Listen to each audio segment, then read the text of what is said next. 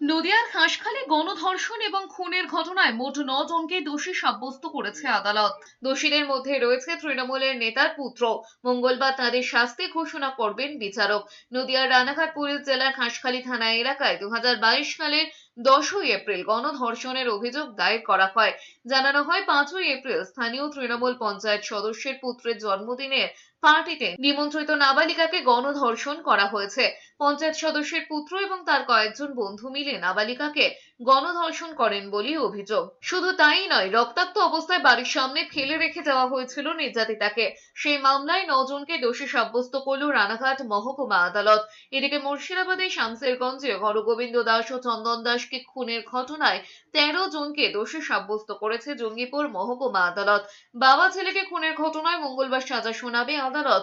ওয়াকফ আইন সংশোধনী নিয়ে বিক্ষোভের জেরে 12ই এপ্রিল বাবা হরগোবিন্দ দাস ও ছেলে চন্দন দাসকে ধারালো অস্ত্র দিয়ে কুপিয়ে নৃশংসভাবে খুন করা হয়। সে ঘটনায় সোমবার ধৃতদের দোষী সাব্যস্ত করল জঙ্গিপুর মহকুমা আদালত।